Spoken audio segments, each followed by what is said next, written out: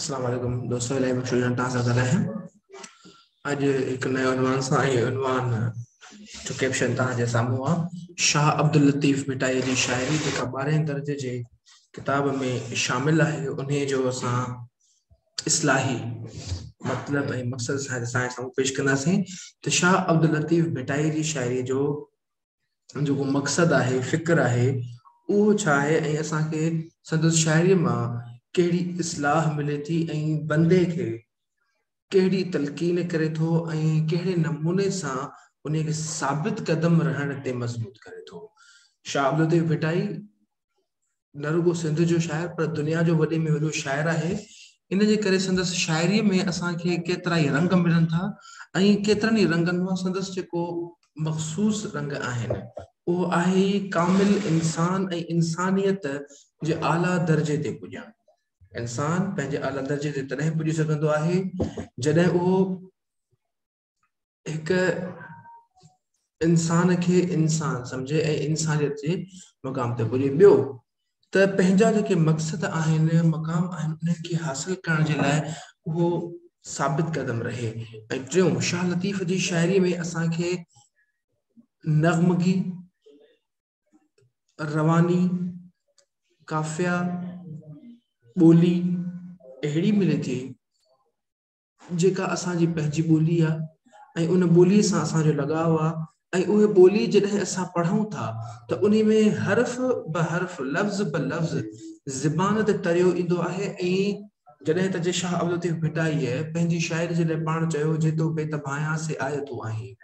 Neo मन line परियां संदे पार ॾे। ही अहिड़ी शाइरी आहे जंहिं मां असां जॾहिं शाइरी जॾहिं पढ़णु शुरू कंदा आहियूं त हर दफ़े हिकु नओं ख़्यालु ईंदो आहे, हर हिकु नई ॻाल्हि सम्झ में ईंदी आहे। तोड़े जो शाह लतीफ़ जी शाइरी जो हिकिड़ो पासो असां खणंदा आहियूं त ॿियो पासो असांजे साम्हूं अची बीहंदो आहे। असां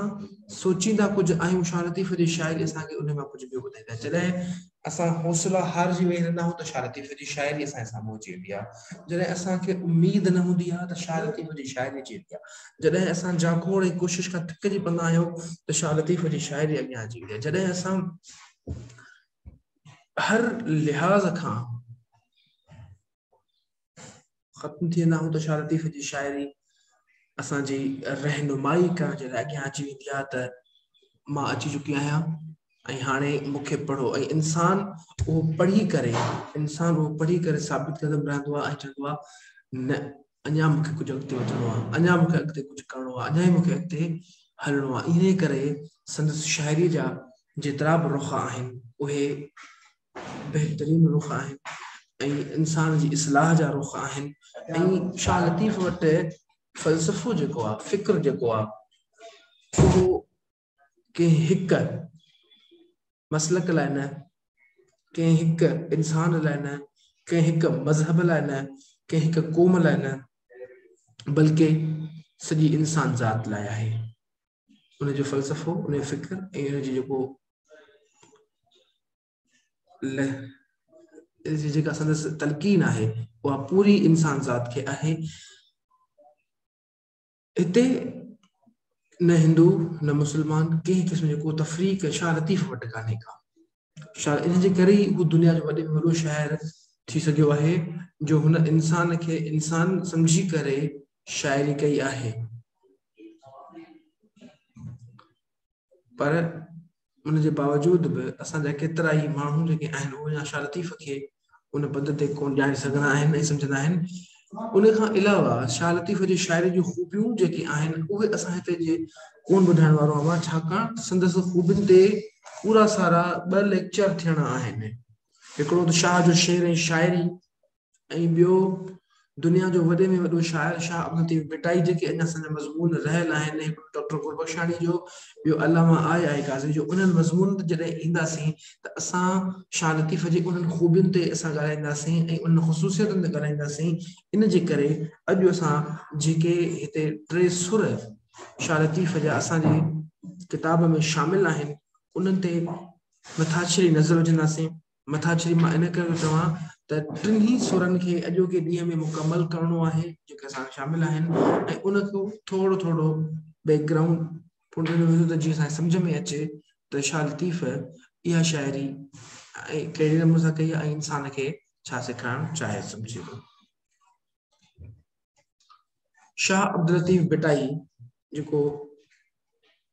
आहे असांजे साम्हूं आहे,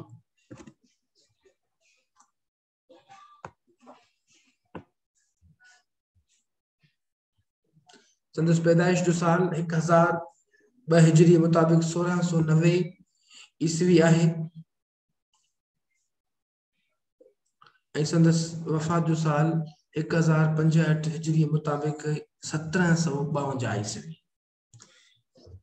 इन ते केतिरनि आलमनि जा, केतिरनि मुहक़िक़नि जा, केतिरनि तहक़ीक़कारनि जा तज़ाद अञा रहनि पिया था, अञा हलनि पिया था, पर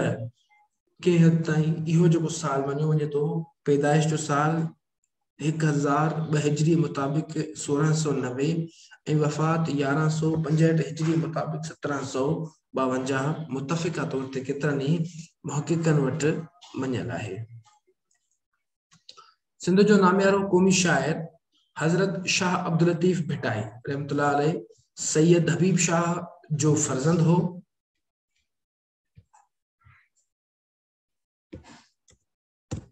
जो फर्जंद ऐं शाह अब्दुल करीम बुर्ड़ीअ वारे जो तड़ पोटो हो। संदसि वॾा अमीर तैमूर जे ज़माने में सिंध में आया हुआ ऐं अॻूणे हैदराबाद ज़िले हाणोके मटियारी ज़िले जे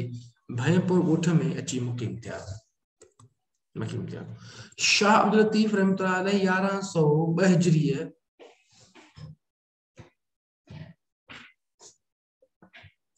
1002 हिजरीअ मुताबिक 1000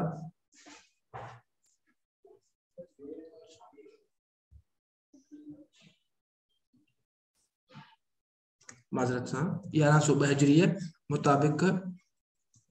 1690 मथे गलत थी वियो आहे।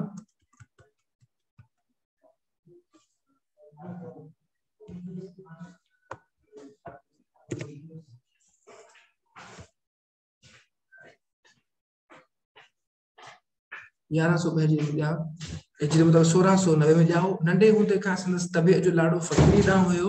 जवानीअ में इश्क जी चोट लॻसि जंहिं रचाए रेटो कयसि। पाण जवानीअ में शादी कयाई पर औलाद कोन थियुसि। शाह साहब सैर ऐं सफ़र जो कोडियो हो। राग संदसि रूह जी राहत हो। संदसि शेर में उहे सभु ख़ूबियूं मौजूद आहिनि जंहिं हिक इल्हामी शाइर में हुअणु घुरिजनि, जंहिंजो मां ॿुधायुमि त जॾहिं शाह अब्दुल लतीफ जो ॿ मज़मून पढ़िया वेंदा, उन्हनि मज़मूननि में असुलनि जी ॻाल्हि अची वेंदी। पंहिंजे वालिद जी वफ़ात खां पोइ हू लॾे अची हिक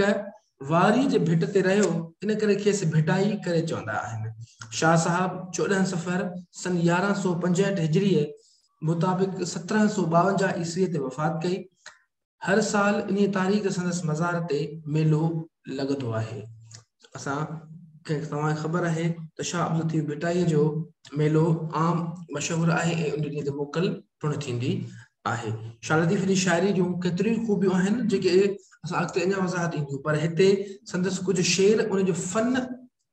ऐं फ़िक्र, फन त इहो ॿुधाईंदुमि त हिन में जेके बि शेर आहिनि उहे बेत आहिनि ऐं बेत जी सिंफ़ में लिखियल आहिनि।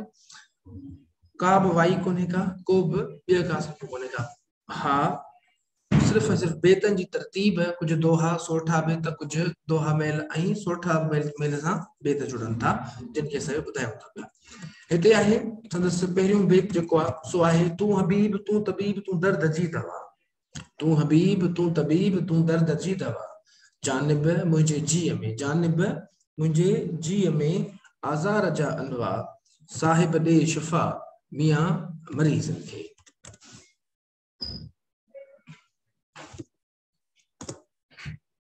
हिन बेत में शाह अब्दुल लतीफ भिटाई पंहिंजे महबूब खे यानी अल्लाह ताला खे मुखातिब थी चवे थो त कल्याण जी माना आहे सुख शांति,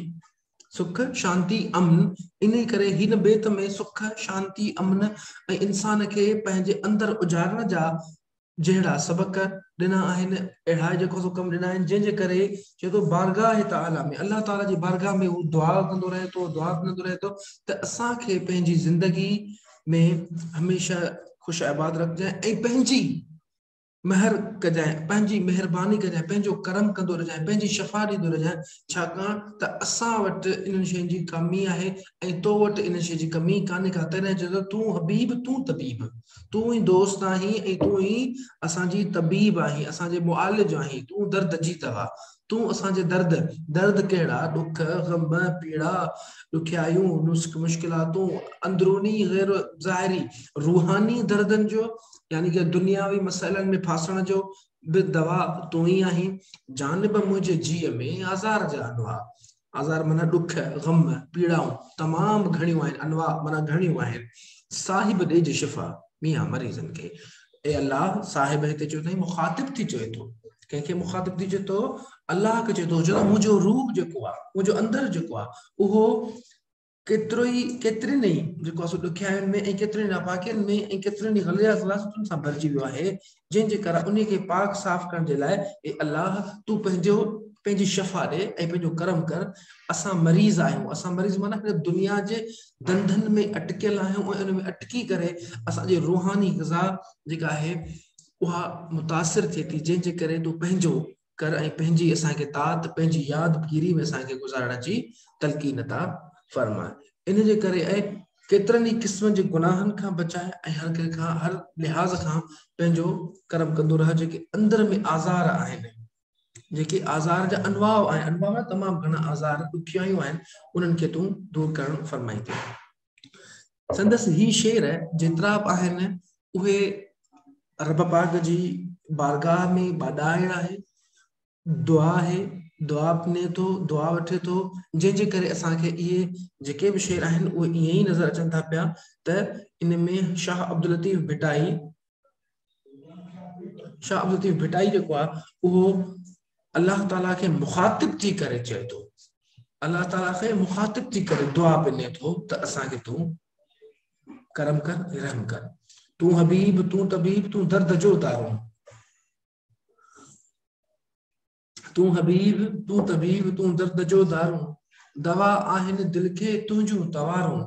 करियां थी कारूं जीअं बुकी ॿऊं न थिए हिन में शाह अब्दुल लतीफ़ भिटाई जेको आहे सो मुखातिब थिए थो पहिरियों अल्लाह सां मुखातिब थी चए सो तूं हबीब तूं तबीब तूं दर्द जो दारू तूं हबीब तूं तबीब तूं दर्द जो दारू दवा आहिनि दिल खे तुंहिंजो तवारो तुंहिंजी तवार यादि कयो माना मुंहिंजे दिलि खे सुकून मिले थो तस्कीन मिले थी राहत मिले थी जॾहिं असां तोखे यादि कयूं था तुंहिंजी यादगिरी अंदरि में जीअं वञे थी त असांजो ज़हन सोच ऐं अंदरि पाक थियो वञे ऐं उन में केतिरनि ई जॻहियुनि सां जेको आहे सो पाकाई मिली वञे तॾहिं चए थो त दर्द जो दारू आहीं दवा आहीं दारू माना दवा इहो त दारू को टुन थियण वारो न आहे पर ही जेको आहे उहा दवा आहे जंहिंमें लिखियल आहे दारू माना फकियूं दवा जेका इंसान जे रूह खे पाक करे थी रूह खे साफ़ करे थी कंहिंजी तवार रब जी ख़ालिक काइनात जी महबूब जी जेको असांखे पंहिंजे अंदर में रहे थो असां जॾहिं उनखे वधीक यादि कयूं था त असांखे ख़ौफ़ खुदा ऐं संदसि कुर्ब वधीक वेझो करे छॾे थो तॾहिं चए थो करियां थी कारो जीअं बुकी ॿऊं ते मां इल्तिजाऊं कयां थी दुआऊं कयां थी दुआऊं पिना थी जीअं बुकी जेके थोरा आहिनि बुकी ज़रे बराबरि आहिनि उहे ॿऊं न थियनि वधीक न थिए घणा ई न थिए इन जे करे चए थो जेके मुंहिंजा थोरा ग़म आहिनि थोरा ॾुख आहिनि इहे थोरा ॾुख या घणा न थियनि जीअं असां इन खे अॻिते हली सघूं ऐं इन गुनाहनि वारी ज़िंदगीअ खां बची सघूं जेकॾहिं तूं असांखे गुनाहनि वारी ज़िंदगी खां बचाईंदे न असां इन खे तुंहिंजे इल्तिजाऊं जेके आहिनि उहे कंदा रहंदासीं त जीअं असां वधीक खां वधीक रूहानी पाकाई में रही सघूं इहा हिकु शाह लतीफ़ जी इल्तिजा आहे जेका कंदो रहे थो ॿियों बेत आहे टियों बेत आहे जेको तूं हबीब तूं तबीब तुम डठन डब तूं हबीब तूं तबीब तुम डठन डब तूं ॾींहुं तूं लाहीं तुम हादी रब तूं ॾींहुं तूं लाहीं तुम हादी रब आहम इहो अजब जीअं वारियो वेझ बिहारी हाणे इन शेर खे थोरो सम्झण जी ज़रूरत आहे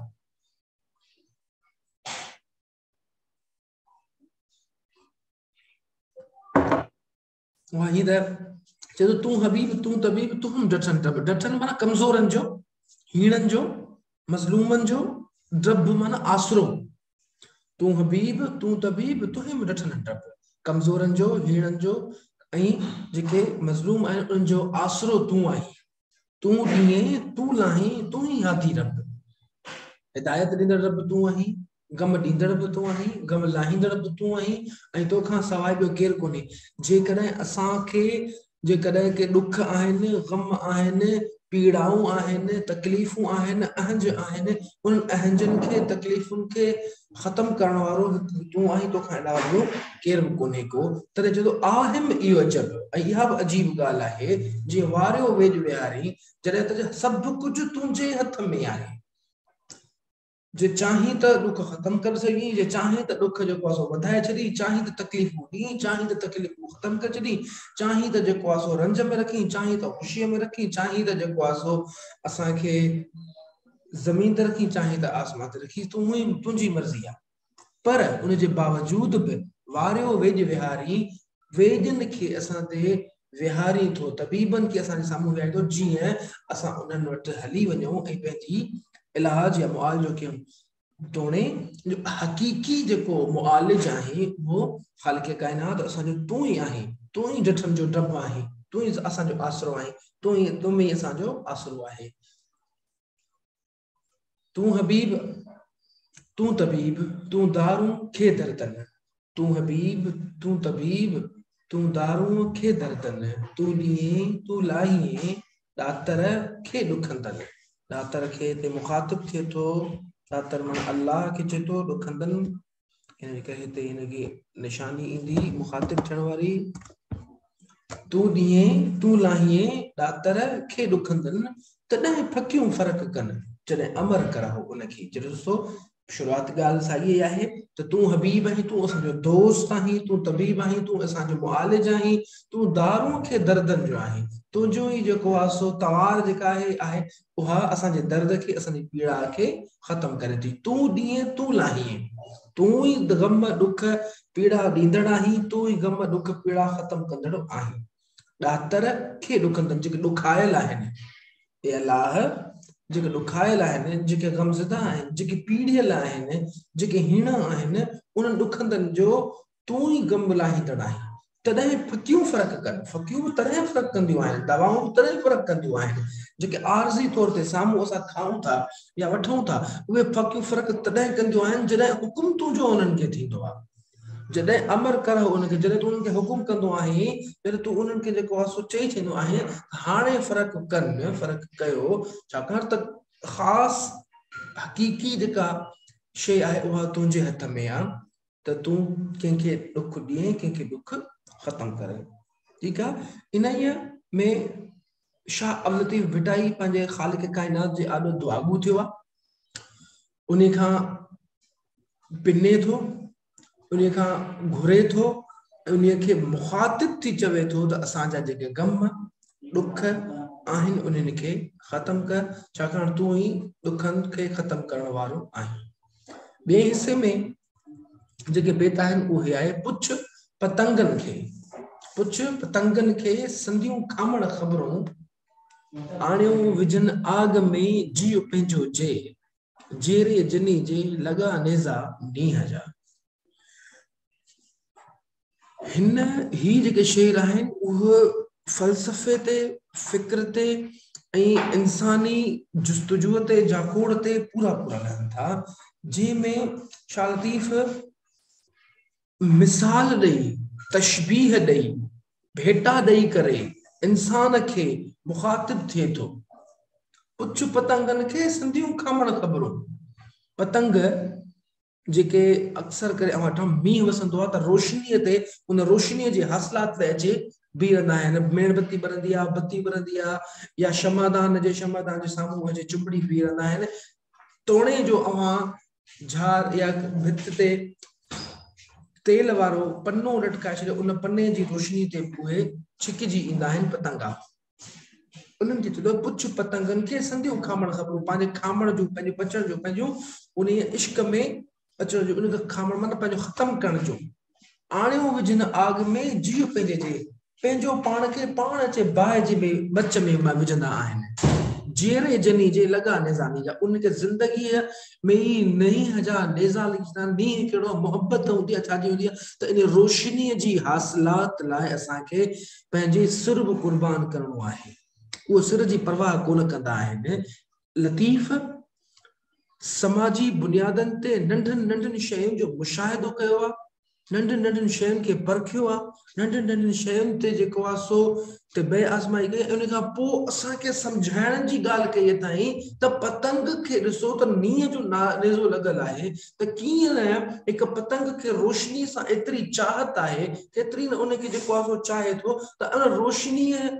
में जे हासिल करण जे लाइ पंहिंजे जीअ जी परवाह कोन थो करे। उन में सड़ी थो वञे, उन में खामी थो वञे, उन में पजरी थो वञे, पर उन जे बावजूद पोइते कोन थो हटे। शाह लतीफ़ उन्हनि जो मिसाल ॾेई इंसाननि खे पुछे थो, पुछ पर त तव्हां जेकॾहिं को मक़सद हासिल करणु चाहियो था त उन्हनि पतंगनि वांगुरु पंहिंजो पाण खे उन में पजरायो, उन में विझो पाण खे, जेके पंहिंजे जीअ खे पंहिंजे जीअ जी परवाह कोन कंदा आहिनि। आणियो हुजनि अॻ में जीअ पंहिंजे जी जेरे जने जे जिनखे पंहिंजे मक़सद हासिल करणो हूंदो आहे उनखे नेज़ा लॻी चुका हूंदा आहिनि ऐं उहे अॻिते वधण जी ख़्वाहिश ऐं जिदोजहद कंदा रहंदा आहिनि त उहे कॾहिं बि पोइते न हटनि, छाकाणि त उहे उन्हनि खे ख़बर आहे त असांजी मंज़िल अञा बि अॻिते आहे ऐं उन मंज़िल खे जेसिताईं हासिल न करणो आहे त पोइते न हटणो आहे। हा, उन जे लाइ मुख़्तलिफ़ तरीक़ा अख़्तियार कया वेंदा आहिनि। ज़रूरी न आहे त मूंखे हिकिड़े ई सिधे रस्ते खां वञणो आहे, इहो ई रस्तो आहे, न। जेकॾहिं उन रस्ते खे नथो माण्हू मिड़ी सघे त ॿियो रस्तो वठी करे पंहिंजे मंज़िल ते रसणो आहे ऐं उहो ॿियो रस्तो हूंदो आहे इंसानी सोच, इंसानी फ़िक्र, त इंसान पंहिंजे दिमाग़ खे कीअं हलाए थो, कीअं सोचे थो, कीअं फ़िक्र करे थो ऐं कीअं फ़लसफ़ियानी अंदाज़ मां हिकिड़े पासे खां ॿिए पासे ॾांहुं पंहिंजो मक़सद हासिल करे थो। ठीकु आहे, इहे शाह लतीफ़ जा फ़िक्र आहिनि जेके असांजे साम्हूं आहिनि ऐं पंहिंजे जीअ खे जलाइनि था। पतंग चाहे पाण खे त अची आग बुझाए, पतंग चाहे पाण खे त अची आग बुझाए, पचण घणा पचाया तूं पचण खे पचाए, वाक़ुफ़ थी विसाए आग न ॾिजे आम खे। शाह लतीफ़ इन्हीअ शेर में कंहिंखे पतंगनि चाहे कंहिंखे तो इंसान खे मुखातिब थी चए थो, मुस्तशबी थो ॾियसि न ॿुधाए थो, इस्तिआरे तरह इस्तेमालु करे थो। पतंग चाही पाण खे, जेकर तूं चाहीं थो त पतंग थियां, उनसां भेटेसि थो पियो, ॿुधाएसि थो पियो, चाहेसि थो, चाहीं थो त मां पतंग जहिड़ो थियां। त जीअं उन पंहिंजी जीअ खे जलायो आहे, रोशनी हासिल करण जे लाइ पंहिंजे जान जी परवाह कान्हे कई। पतंग चाही पाण खे त अची आग बुझाए, छाजी? इल्म जी, छाजी? पंहिंजे मक़सद खे हासिल करण जे लाइ जिदोजहद करण जी। पचण घणा पचाया, बाहि त घणनि खे पचाए छॾियो आहे। तूं पचण खे पचाए, तूं बाहि खे पचाए, तूं बाहि खे बि पचाए। हिकिड़ी अहिड़ा आहिनि जेका बाहि आहे, उन बाहि त घणनि खे पचाए छॾियो आहे, तूं उन्हनि पकलनि खे वधीक पचाए त वाक़ुफ़ थी विसाए, उनखे ॼाण, उनखे सम्झ, उन ते परख, उन्हनि ते महिनत कर, उन्हनि ते जिदोजहद कर, उन्हनि खे अञा वधीक मुशाहिदो कर। मुशाहिदे सां, पंहिंजे मुशाहिदे सां को नओं हल कढ, आग न ॾिजे आम खे, हरू भरू बग़ैर सम्झ जे, बग़ैर वाक़िफ़ थियण जे, बग़ैर कंहिं शइ खे परखण जे, बग़ैर कंहिं शइ खे सम्झण जे पंहिंजो रायो न ॾिजे, पंहिंजी ॻाल्हि न ॿुधिजे। ईअं न त मां हिकिड़ो तालीमदान थी वञा ऐं मूंखे पंहिंजे अलिफ बे जी ख़बर न हुजे ऐं मां पढ़ाइण उहा शइ वञा। ईअं ई जंहिं शइ जी इंसान खे ख़बर न हुजे त उन खां पहिरीं उनखे वाक़िफ़ थिजे, उन खां पोइ उन में जेको आहे सो माहिर थिजे, माहिर थियण खां पोइ जेको आहे सो अॻिते वधिजे, न त आग न ॾिजे आम खे। माण्हुनि जी ज़िंदगियुनि सां न खेॾिजे, उन्हनि खे जेको आहे सो इहो न सम्झ में अचे त असां छा कयूं था। छाकाणि जेसीं ताईं असां जंहिं शइ खां वाक़िफ़ न थींदासीं, जंहिं कम खां वाक़िफ़ न थींदासीं, उन वक़्त ताईं असां मंज़िल ते पुॼी न सघंदासीं। शाह लतीफ़ जो फ़लसफ़ो ऐं फ़िक्र बि इहो ई आहे त आम माण्हुनि खे तकलीफ़ अहज न ॾिजे। पतंग चाही पाण खे त ॼेरे पियो ॼाणे, पतंग चाही पाण खे त ॼेरे पियो ॼाणे, तां ताड़ज तव ॾे जहां आग न उझाणी, विसव विहाणी आग न ॾिजे आम खे। हिते एक भेरो साॻियो शाह लतीफ़ जो शेर साॻे फ़लसफ़े सां साॻे फ़िक्र सां साॻे ई जेको आहे सो इस्तिआरनि सां जेके उधारा वरितल आहिनि उन्हनि शयुनि सां हिकु दफ़ो ॿीहर शाह लतीफ़ ॿुधाए पियो थो चए थो पतंग चाहीं पाण खे त ॾेरे पियो ॼाणे ॿिए चइबो न बाहि ॼाणी पतंग जेकॾहिं पंहिंजो पाण खे चाहीं थो त मां पतंग थियां मां पतंगनि परवानो थियां अची करे पंहिंजी मंज़िल माणणु चाहियां थो त ॾेरी पियो ॼाणे बाहि में ॼाणी वाणी कुॾी पर माना मुश्किलातुनि में अहंजनि में ॾुखियायुनि में जेके ॾुखियायूं अचनि पई थियूं त उन्हनि ॾुखियनि रस्तनि अणांगनि रस्तनि खे अपनाए पंहिंजो कर हंडाए जेसिताईं उन्हनि शयुनि खे नथो हंडाए उन्हनि खे पंहिंजो नथो करी उन्हनि मुश्किलनि खे जेको आहे सो मुंहुं नथो ॾी त तूं पंहिंजी मंज़िल ते रसी कान सघंदे इन जे करे चइसो ताण जो तव ॾे उन वक़्त ताईं उन गरमाइश ॾे उन अहजनि खे ऐं उन्हनि ॾुखियाइनि खे ॾिसंदो रह ऐं उन्हनि खे परखींदो रह उन मुशाहिदो कंदो रह ऐं उन्हनि ते जेको आहे तहक़ीक़ कंदो रह जा आग न उझाणे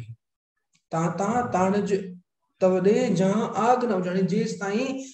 उहा आग नथी उझामे कहिड़ी हासिलात वारी इश्क वारी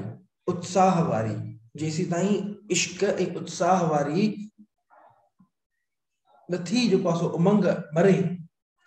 जेसां उन वक़्त ताईं उन्हनि बाहि ऐं मुश्किलातुनि खे परखींदो रह उन्हनि खे जेको आहे सो मुंहुं ॾींदो रह छाकाणि जेसां तूं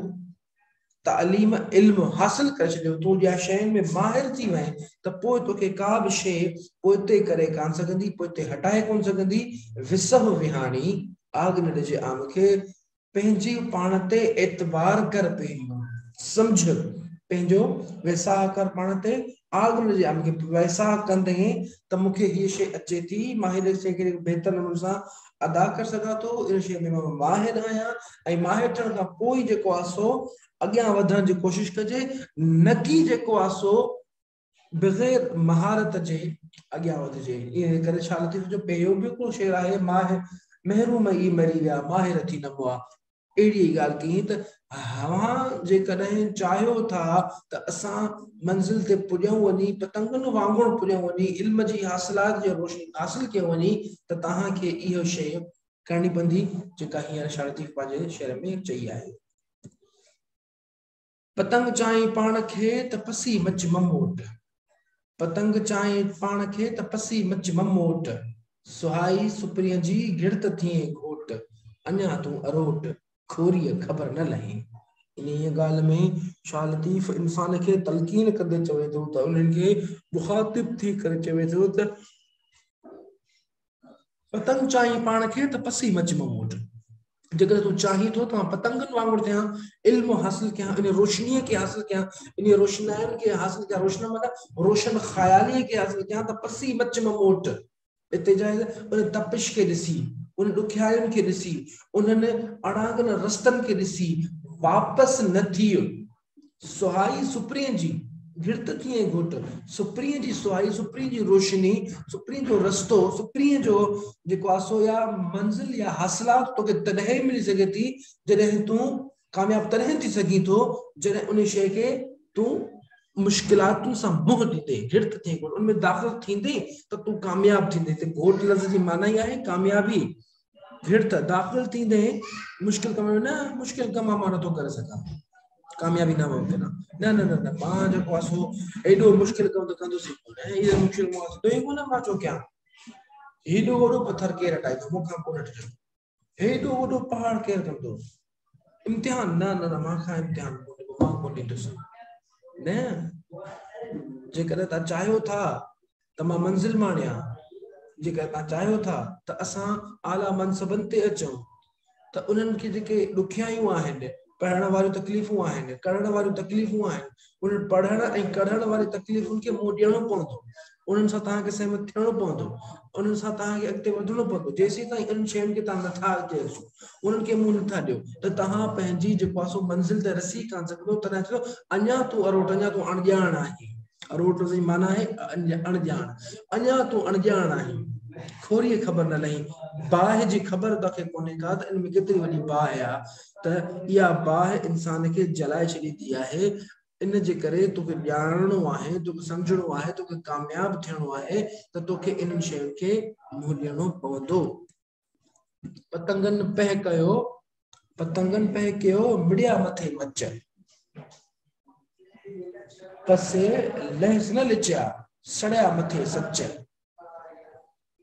संधा गिचिन गच वेचारण विञाया हिते सड़िया। जो पतंगन पह कयो मिड़िया मथे मच, पसे लहस न लिचिया सड़िया मथे सच, संधा गिचिन गच वेचारण विञाया। हिते शाह लतीफ उन पतंगन जो मिसाल ॾींदे करे उन्हनि खे तशबीह में इस्तेमाल करे भेटा ॾेई करे चवे थो त कंहिंसां इंसाननि सां पतंगन पह कयो आहे। उन्हनि खे उन्हनि जी वज़ाहत तो ॿुधाए, उन्हनि जी ॻाल्हि तो ॿुधाए। शाह लतीफ मींहं खां पोइ नज़ारो पे ॾिठो, कीअं पे नज़ारो ॾिठई त मींहुं वसण खां पोइ रोशनी थी, मेणबत्ती ॿरी, मेणबत्ती ॿरण खां पोइ जेको जेतिरा पतंग हुया उहे मच जिथे ॿरे पियो उन मच ते अची मथे बीह रहिया, उन मेणबत्ती जे आॾो बीह रहिया, मच में अची पंहिंजो पाण खे विझनि पिया। पतंगनि पह कयो मिड़िया मथे मच, जेतिरो मिड़िया माना गॾु थिया मच जे साम्हूं अची बीहा। पसे लहस न लिचिया, लहस गरमाइश तपिश, लिचिया लर्ज़िया कोन, हटकिया पुठिते कोन हटिया। पसी ॾिसी करे उन ख़बर हुई एॾी गरमाइश आहे, एॾी गरम हवाऊं आहिनि, पर न पोइते कोन हटिया। छो त हुननि खे ख़बर हुई त ही जेके गरमाइश आहे या जेका तपिश आहे इहा असांजे मक़सद खे ऐं असांजे मंज़िल खे कुझु बि कोन थी करे सघे, लोॾे बि कोन थी करे सघे। ऐं पंहिंजी सच हासिल करण जे लाइ, सच छा, उन रोशनीअ खे हासिल करण जे लाइ पंहिंजे गिचियुनि जो कुर्बानी ॾेई छॾी, वीचारनि विञाया। इन करे सच जी राह ते, हक़ जी राह ते जेका सच्चाई हुजे उन में तव्हांखे केतिरियूं ॾुखियाइयूं छो कोन अची पई अचनि, केतिरियूं बि मुश्किलातूं छो कोन अचनि, उन मुश्किलातुनि में अची मुंहुं ॾियणो आहे। शाह लतीफ हर दौर जो शाइर आहे ऐं हर दौर जी शाइरीअ में असां उन्हनि जा मिसाल ॾेई सघूं था। ॿ टे ॾींहं जेको परवीन रिंद वारो वाक़ियो आहे, उन वाक़िए ते असां जो पतंगनि पह कयो, उन छोकिरी खे पह कयो, पको कयो, मिड़िया मथे मच। भले केतिरी बि तकलीफ़ूं अचनि, ॾुखियायूं अचनि, पर इन्हनि तकलीफ़ुनि जी खे मां बर्दाश्त कंदुसि। पसे लहस न लिचिया, उन जी जेको आहे अरदाई छोकिरी जी हुई, उन माण्हूअ जे जेके दहमान दहकाम जेके हुआ उन्हनि खे जेको आहे हुन थुॾे छॾियो। सड़िया मथे सच, सच जे लाइ बीठी रही, हक़ जे लाइ बीठी रही, संधा गिचनि गच वीचार विञाया। तो हुनजो उन में संदसि किरदार कशी बि कई वई, पर उन न्याणीअ खे पंहिंजी जेका मंज़िल हुई इंशाअल्लाह ज़रूर मिलंदी। इन करे शाह लतीफ़ जी शाइरी जो असां हर दौर में हर लिहाज़ खां तशरीह करे सघूं था। उन में असांखे ॻोल्हणो इहो आहे त कहिड़ो अहद आहे, कहिड़ो वाइदो आहे, कहिड़ो पको पव आहे जेको उन्हनि कयो आहे, के पतंग केरु आहे। पतंग हिते उहो आहे जेको मक़सद हासिल करणु चाहे थो ऐं मक़सद हासिल करण जे लाइ ॾुखियायूं साम्हूं ईंदियूं आहिनि ऐं उन ॾुखियायुनि खे ॾिसी करे असांखे पोइते हटणो कोन्हे को ऐं सच ऐं सचाई जो साथ ॾियणो आहे। जॾहिं सच ऐं सचाई जो साथ ॾियणो हूंदो आहे त असांजा पंहिंजा जेके केतिरियूं शयूं आहिनि उनखे कुर्बान करणो पवंदो आहे। जॾहिं जॾो चढ़िया चिकासन चाहे आग ॿरंदी आया, वैसन वाड़ीअ फुल जीअं मोहबती मचल आहे, आणे पाण आड़ाए खणी खोरी विच में। साॻी फ़लसफ़े सां, साॻी फ़िक्र सां, साॻिया ई शेर आहिनि, साॻियो ई मक़सदु आहे, साॻियो ई मफ़हूम आहे। इन्हनि शयुनि में कंहिं को फ़र्क़ु कोन्हे को त उन्हनि पतंगनि जी उन्हनि माण्हुनि जी ॻाल्हि कई आहे जेके बहादुरीअ सां, ख़ुशीअ सां, वैसन वाड़ीअ फुल जीअं गुलनि जी बहार में गुल ख़ुशबू सां ख़ुशि नज़र ईंदा आहिनि, खुलंदा नज़र ईंदा आहिनि। इन्ही जे लाइ उहे माण्हू जेके आग ॿरंदी आया आहिनि, मुश्किलातुनि मां आया आहिनि, उहे पोइ बि ख़ुशी सां अची पंहिंजो पाण खे आग विझंदा, छाकाणि त उन्हनि ख़बर आहे हिननि खे इन्हीअ खां पोइ असांजी जेका मंज़िल आहे ऐं उन मंज़िल खां असांखे जेको आहे सो पुॼण जे लाइ इहे कुर्बानियूं ॾियणियूं पवंदियूं आहिनि। इहो सूर्य अमर कल्याण जो कुझु फ़लसफ़ो हुयो जंहिंमें उन इंसान खे पंहिंजी सोच, पंहिंजे पाण खे मथे वधाइण ऐं पंहिंजो पाण खे बहितर खां बहितर बणाइण जी ॻाल्हि पई हले। अञा असां वटि 200 रहनि था, वक़्तु सिर्फ़ु 20 मिंट बचियो आहे, इन जे करे मां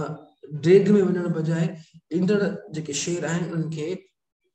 हल्को ऐं नंढा नंढो करे बयान कंदुसि जीअं असांजा शेर मुकम्मल थी सघनि। सुर खंभात खंभात सुर में चंद्र जो ज़िक्र आहे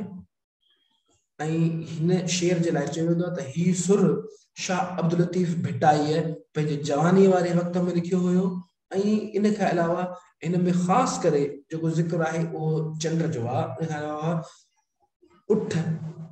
जो घणो ज़िक्र मिले थो,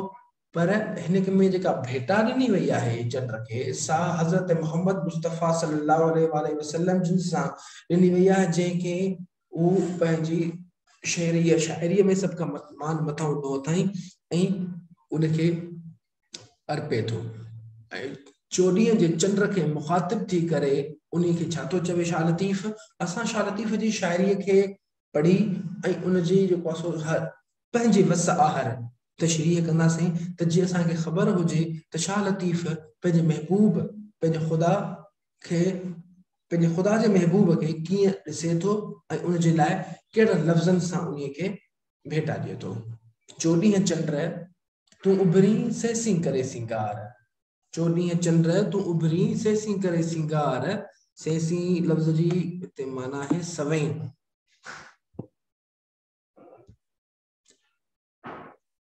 24 चंद्र तूं उभरी सेसी करे सिंगार, पलक पिरिया जी न पड़ी जे हीलन करी हज़ार, जेड़ो तूं सब ॼमार तेड़ो दम दोस्त जो। हाणे हिन शेर में हज़रत मोहम्मद मुस्तफ़ा सल्लल्लाहु अलैहि वसल्लम जी शान के, शौकत के, सूंह के, सुहिणाईअ के ऐं उन जी ख़ूबसूरतीअ के, उन जे मन मोहींदड़ नज़ारनि के शाह लतीफ़ भिटाई पंहिंजी शाइरी में पेश कयो आहे, जंहिंमें हू चवे थो त 24 जे चंद्र खे मुखातिब थी चवे थो तूं उभरी सवे सिंगार करे, पलक पिरिया जी न पड़ी, पर उन जे ज़रे पलक बराबर भी तू नथो लगी जे हीलन करी हज़ार, हज़ारे तू हीला करी पर पो उन जे बराबर पो लगदे जेड़ो तू सब ॼमार तेड़ो तब दोस्त जो। तू जेड़ो सब ॼमार यानी के चंद्र जी पहिरीं तारीख़ खां 24 तारीख़ खां वठी वरी लहण वक़्त ताईं जेड़ो सॼी ॼमार तुंहिंजो ख़ूबसूरती आहे तेड़ो दम दोस्त जो सिर्फ घड़ीअ जो आहे, दम बराबर एतिरो भुगतूं जो कोन्हे को। ऐं हिकु जलवो जे पसाए थो, हिकु जलवो जो पसाए थो त तुंहिंजी हज़ारनि सालनि जी जेका कोशिश आहे सिगार आहे उहा उन जे दम बराबर बि कान्हे का। इन करे असां हिन शेरनि में शाह लतीफ़ भिटाई जे शेर खे ॿिए पासे खणण खां बजाय हज़रत मोहम्मद मुस्तफ़ा सल्लल्लाहु अलैहि वसल्लम जी ख़ूबसूरतीअ ते ऐं संदसि शान में चयल शाइरीअ खे पढ़ंदासीं। असां हेॾे होॾे कान थींदासीं, छाकाणि त इहो तय थियल आहे असां किताबनि में त शाह लतीफ़ जी इहा शाइरी जेका आहे उहा हज़रत मोहम्मद मुस्तफ़ा सल्लल्लाहु अलैहि वसल्लम जिन जे लाइ चयल आहे। सेसी सिजन उभरे 84 चंद्रन, सेसी सिजन उभरे 84 चंद्रन, बिल्लाहि पिरिय सब उंदाई पाया। हिते शाह अब्दुल लतीफ़ भिटाईअ चए थो सवें सिज उभरनि, सवें सिज गॾु उभरनि ऐं सवें सिज गॾु उभरी अचनि, 84 चंद्र अचे गॾु बीह रहनि। 84 चंद्र मां मुराद इहा आहे जेको उभरंदड़ जेको रोब ताब वारा 7 ॾींहं 8 ॾींहं सिज जा चंद्र जा हूंदा आहिनि, उहे 3 ॾींहं पहिरियों 3 ॾींहं पोइ ऐं 1 ॾींहुं 24 जो, उहे 7 जा 7 ॾींहं जो 84 चंद्र गॾु थी बीह रहनि, सवें सिज गॾु थी बीह रहनि। बिल्लाहि पिरिय कसम खणी चए थो अल्लाह जो कसम रीह पिरिय सभु उंदाई पायां, जेकॾहिं मां पंहिंजे पिरीअ खे कोन थो पसां, पिरी खे हज़रत मोहम्मद मुस्तफ़ा सल्लल्लाहु अलैहि वसल्लम के नथो पसां त हर हंधि उंदाही उंदाही आहे। हिन जहान में संदसि अचण सां रोशनी थी आहे, जहालत वारी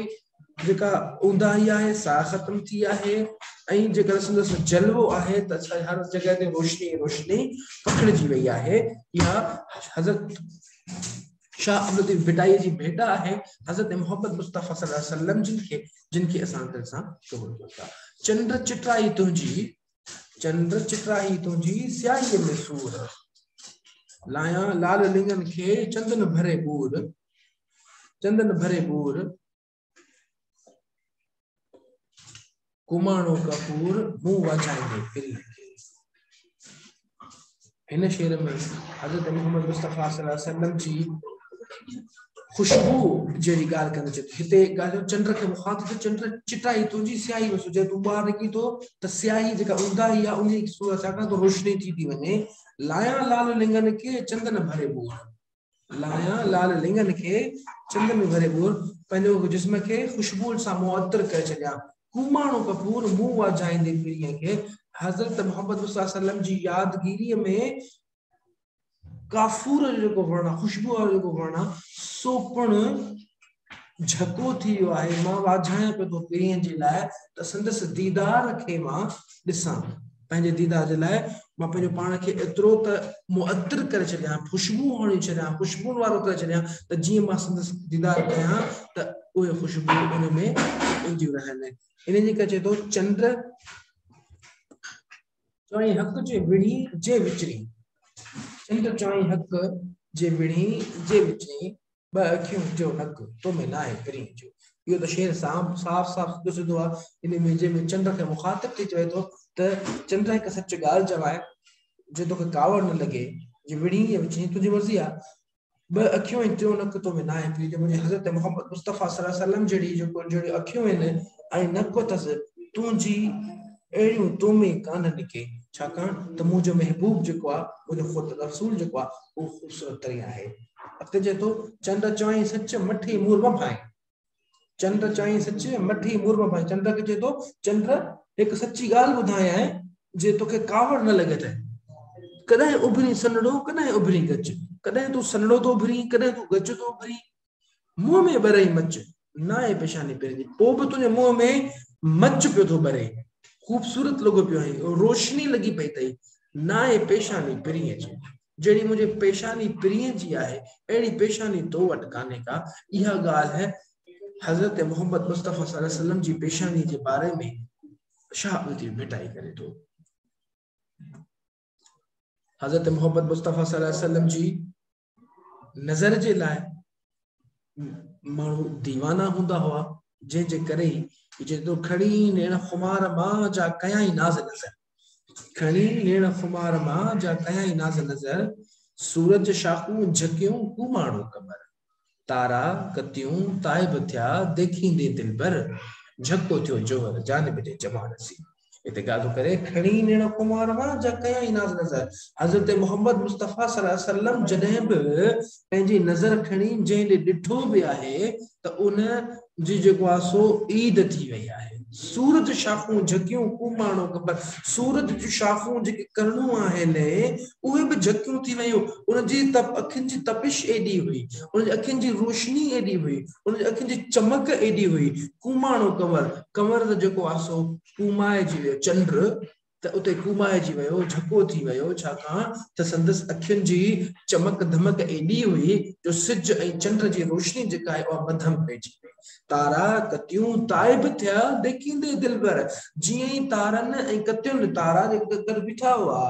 उन्हनि जीअं हज़रत मोहम्मद मुस्तफ़ा सल्लल्लाहु अलैहि वसल्लम खे ॾिठो त बा अदब उते बीही रहिया देखींदे दिलबर दिलबर खे ॾिसंदे ई उहे उते वेही रहिया झको थियो जोहर जानिब जे जमालसी आसमान ते चंड जो तारनि जो सिज जो जेको जोहर हो उहो झको थी वियो कमज़ोर थी वियो जानिब जे जमालसी जिथे हज़रत मोहम्मद मुस्तफ़ा सल्लल्लाहु अलैहि वसल्लम जी ख़ूबसूरती आई उन ख़ूबसूरतीअ ते अची करे ॿियो जेके बि ख़ूबसूरत शयूं हुयूं उहे सभु जो सभु कमज़ोर थी वयूं झकियूं थी वयूं इहो ज़िक्र हुयो कुझु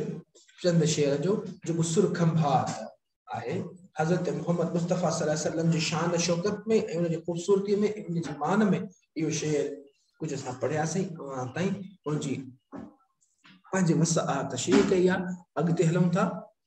ॿियो जेको सुर आहे उन सुर जे मुताबिक़ असां ॻाल्हाईंदासीं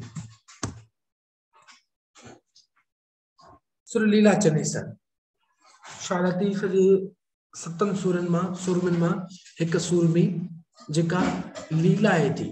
छाकाणि त शाह अब्दुल लतीफ़ भिटाई जी शाइरी में आहे इंसान खे तलकीन त पंहिंजे अंदर खे उजारो पंहिंजे अंदर मां लालच लोभ ख़ुदगर्ज़ी ऐं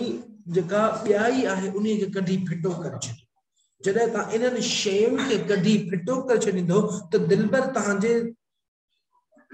तहां सां गॾु हूंदो ऐं उनखे कॾहिं बि ॿियाई पसंदि न ईंदी आहे, गुरूर ऐं तकब्बुर पसंदि न ईंदो आहे, वॾाई पसंदि न ईंदी आहे, जंहिंजे करे हज़रत मोहम्मद मुस्तफ़ा सल्लल्लाहु अलैहि वसल्लम जे मुंहिंजे मथे ज़िक्र हुयो, ईअं ई अलाह जो ज़िक्र वरी हिन में आहे त अलाह साईं कहिड़ियुनि शयुनि खे वधीक पसंदि करे थो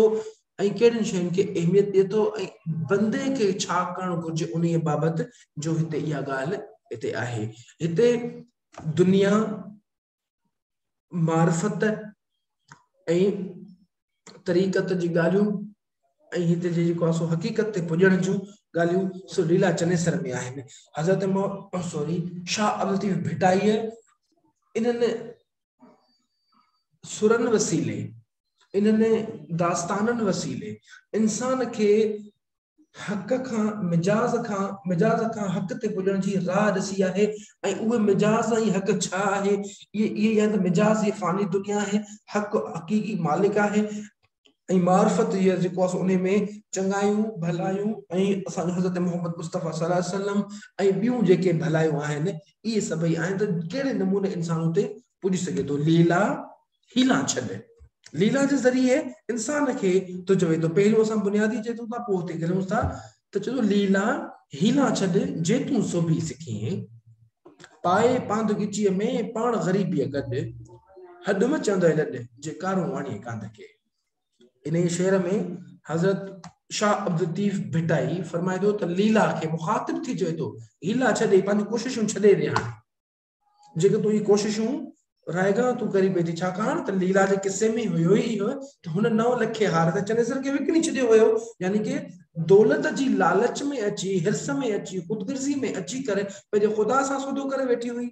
पंहिंजे ख़ुदा खे विकिणी वेठी हुई, पंहिंजे मिजाज़ी ख़ुदा खे विकिणी। ईअं ई हिते ॻाल्हि कजे लीला हीला छॾ, हाणे कोशिशूं कनि छॾे रही है तूं जे तूं सोभी सिखे, जेकर तूं सोभी थियणु चाहीं थी, सोभवान थियणु चाहीं थी, फातिह थियणु चाहीं थी, पाए पांद गिचीअ में पाण ग़रीबीअ गॾु। हाणे पांद छा आहे, उहो हिकु अहिड़ो नमूनो आहे जंहिंमें पाण खे गुरूर तकब्बुर वॾाईअ खां ख़तमु करणो आहे ऐं पाण खे जेको आहे उहे ऊचनि कपिड़नि मां झटे करे नंढाई में अचणो आहे। छो पाए पांद गिचीअ में पाण ग़रीबीअ गॾु हॾ मचंदे लॾ जे कारूं आणी कंदे, पोइ तोखे केरु कोन चवंदो जे लीलाए मिंथूं करे मेड़ूं करे पंहिंजे कांध पंहिंजे परवर खे पंहिंजे महबूब खे तूं साम्हूं आणींदीअ, पोइ तोखे कर कजो। जेकर तूं गुरूर कयो, तकब्बुर कयो, वॾाई कई त पोइ तूं उन मंज़िल ते रसी कान सघंदीअ। तॾहिं बि चवंदो जेकारूं आणी कांध खे त रोई रिझाइज, जेकारूं आणी कांध खे त रोई रिझाइज, लीला लीलाएज अथई माग मिंथ जो। चए थो हिते मुखातिब थिए थो कंहिंखे, लीला खे मुखातिब जी थो चए ही माग जेको आहे, ही जॻह जेका आहे उहा मिंथुनि जी आहे, मेड़ुनि जी आहे। मिंथ मेड़ सां ई तूं जेको आहे सो पंहिंजे गुनाहनि खे बख़्शाए सघीं थी ऐं उन्हनि खे तूं पंहिंजे कांध खे आणो वेझो आणे सघीं थी ऐं रिझाए सघीं थी। जे गुरूर के तकब्बुर के वॾाई कए त पोइ तो ॾे न आहे अचवारो, पोइ तो ॾे अचवारो कोन्हे को। इन जे करे हिन माग ते तुंहिंजी मिंथ हलंदी, तुंहिंजी मेड़ूं हलंदियूं, तुंहिंजूं आज़ियूं ऐं नियाज़ियूं हलंदियूं, पर जेकर तूं गुरूर कंदी, तकब्बुर कंदी, वॾाई कंदी, इहा तुंहिंजी कान्हे हलण वारी। इन करे अॻिते चवेसि थो त जे लीलाए न लही त पुण लीलाएज, जे लीलाए न लही त पुण लीलाएज, आसरम लाहेज सजण बाजी न रखियो। बंदे खे बार बार तलकीन कंदो रहे थो, बार बार ॻाल्हि करे थो त तव्हांखे जेकॾहिं पंहिंजे परवर खे, पंहिंजे महबूब खे, पंहिंजे ख़ुदा खे, पंहिंजे रब खे ॿाॾाइणो आहे त ॿाॾाईंदा ई रहो ऐं बार बार ॿाॾाईंदा रहो, बार बार उनखे यादि कंदा रहो, बार बार उनजी तव्हां पंहिंजी यादि पंहिंजे ज़हन में उतारींदा रहो। आसर मल्हाइजो, आसरो मल्हायो, उम्मीद मख़्तम कयो, सजण बाजी न कजो। जेको सजण आहे न उहो बाजारो आहे, हिकु न हिकु ॾींहुं पंहिंजे बाने जी ॿुधंदो ई रहंदो आहे। पुराणो वाक़ियो मुख़्तलिफ़ हंधनि ते ॿुधो आहे त हिकिड़ो बुत परस्त हुयो जेको पंहिंजी बुत खे या पंहिंजे ख़ुदा खे पुकारींदो रहंदो हो, सनम सनम सनम सनम सनम सनम सनम सनम पुकारींदो रहंदो हो। पर हिकु दफ़ो उन खां लफ़्ज़ निकिरी वियो समद, समद, त उते उनखे आवाज़ आयो जी मुंहिंजा बंदा, उन जे करे आश्रम लाहेज सजण बाजने को सजण जेको आहे उहो बाझारो आहे हिक न हिकड़ी उहो बाझ खाईंदो पंहिंजे बंदे ते ऐं उन जी बाझ तॾहिं मिली सघंदी जॾहिं उहो पंहिंजी गुरूर खे पंहिंजे तकब्बुर खे पंहिंजे वॾाईअ खे पंहिंजे हठ खे ऐं पंहिंजी जेको आहे सो हठ धर्मी आहे उन खे टोड़ींदो उन खे ख़तम कंदो ऐं पंहिंजो पाण खे ग़रीबीअ में आणींदो ऐं सुरलीला चनेसर जे ज़रिए हज़रत शाह अब्दुल लतीफ़ भिटाई असांखे इहा ई ॻाल्हि सम्झाइणी शुरू कई ॻाल्हि त इंसान खे घुर्जे त उहो गुरूर ऐं तकब्बुर न करे जेकॾहिं गुरूर ऐं तकब्बुर कंदो त अॻिते हिन दुनिया खे छॾियो पर पंहिंजे रब खे नाराज़ कंदो ऐं नाराज़ करे उहो पंहिंजी अॻी दुनिया खे संवारे कान सघंदो इन जे करे चए थो सभई सुहागणियूं सभिनी गिजी हार पसण करण प्रिय जे सैसी कन सिंगार ढोल तनी जी ढार हेठायूं हलन जे हिन बेत जे आख़िर में जेको आहे सिर्फ़ सभई सुहागणियूं सभिनी खे पंहिंजा पंहिंजा वर सुहागणियूं माना सभिनी खे पंहिंजा पंहिंजा वर आहिनि पंहिंजो पंहिंजो जेको आहे सो आहे सभिनी गिची हार सभिनी खे गिचियुनि में हार पातल आहिनि पसण करण प्रिय जे सैसे कन सिंगार पंहिंजे बैरीअ खे ॾिसण जे लाइ उन खे जेको आहे सो खणण जे लाइ उन खे पंहिंजे तरफ़ मुतवजा करण जे लाइ पंहिंजे तरफ़ जेको आहे सो माइल करण जे लाइ सैसे कन सिंगार सभई सिंगार कनि पियूं थियूं त जीअं असांजो महबूब असां ते हिकु नज़र करे असांजे हिकु नज़र करे छाकाणि उहो सिंगार करण असांजा सिंगार आहिनि हुस्न इख़लाक़ केतिरियूं ॻाल्हियूं कनि था केतिरा ई इख़लाक़ कनि था इख़लाक़ ॿुधाईंदा रहनि था इख़लाक़ सां ॻाल्हाइनि था इख़लाक़ कनि था माण्हुनि में ख़ैरो ख़ैरात ॾियनि था माण्हुनि खे जेको आहे सो ॿियूं कनि था छाकाणि त संदन महबूब जी महर जेका आहे उहा उन ते रहे शाह लतीफ़ जी शाइरी जा पासा केतिरा ई आहिनि रुख केतिरा ई आहिनि उन्हनि रुखनि मां असां जंहिं रुख ते वञणु चाहियूं उन रुख ते संदसि शाइरी खे खणी सघूं था पसंदि करण प्रियनि जी सैसे कनि सिंगार ढोल तनी जी ढार हेठां ई हुननि जी ऐं महबूब वरी उन्हनि जे पासे हूंदो आहे ढोल तनी जी ढार उन्हनि जी ढार हूंदो आहे उन्हनि जे हेठि पासे हूंदो आहे हेठां ई हुननि जेके हेठां ई करे हलंदियूं आहिनि जेके गुरूर न कंदा आहिनि तकब्बुर न कंदा आहिनि वॾाई न कंदा आहिनि हठ धर्मी न कंदा आहिनि जेको ढोल आहे जेको महबूब आहे उहो उन पासे हलंदो आहे ही मुकमल थिया शेर शाह अब्दुल लतीफ़ भिटाई जी जेका शाइरी 12 दर्जे में आहे वो सुर यमन कल्याण सुर खंभात ऐं सुर लीला चनेसर आहे उन में 3 मुख़्तलिफ़ मौज़ू आहे खंभात में हज़रत मोहम्मद मुस्तफ़ा सल्लल्लाहु अलैहि वसल्लम जी वाखाण आहे त सुर लीला चनेसर में गुरूर तकब्बुर वॾाई ऐं हठ खां मनो कयल आहे त यमन कल्याण में अंदर ऐं मन खे साफ़ करण जी ॻाल्हि कयल आहे असांखे घुर्जे त पंहिंजनि शाह लतीफ़ जी शाइरीअ खे पंहिंजो रहनुमा कयूं उन जी रहनुमाईअ में पंहिंजे जेको आहे सो अंदर खे उजारियूं पंहिंजे इख़लाक़ खे बहितर कयूं ऐं पंहिंजे मज़हब खे पंहिंजे मज़हब जे बुनियाद ते हज़रत मोहम्मद सल्लल्लाहु अलैहि वसल्लम जी पैरवी कंदे हुस्न इख़लाक़ ते अॻिते वधंदा रहूं जेसिताईं असां संदसि पैरवी न कंदासीं ऐं उन ते असां हलंदासीं कोन मार्फत इहा ई आहे तरीक़त तां असां पुॼी कोन सघंदासीं हक़ीक़त त जेकॾहिं पुॼणो आहे त असांखे इहे मार्फत वारा रस्ता वठणा पवंदा असांखे मार्फत वठणी पवंदी ऐं मार्फत इहा ई आहे त हज़रत मोहम्मद मुस्तफ़ा सल्लल्लाहु अलैहि वसल्लम जी पैरवी कजे उन्हनि जीअं कयो आहे असां उहे करे कोन था सघूं त ईअं करण जी कोशिशि ज़रूरु कयूं ऐं ईअं करण जी कोशिशि सां ही हेठियूं ऐं मथियूं इंसानी रूह ऐं हेठि वरी जेका ॻाल्हि आहे त ॿाॾाइण वारी ॿई गॾिजी वेंदियूं अल्लाह हाफ़िज़ इंशाअल्लाह सुभाणे हिकु नए उनवान सां गॾु तव्हां सां गॾु थींदासीं त जीअं वरी हिकु दफ़ो ॿीहर गॾु थींदासीं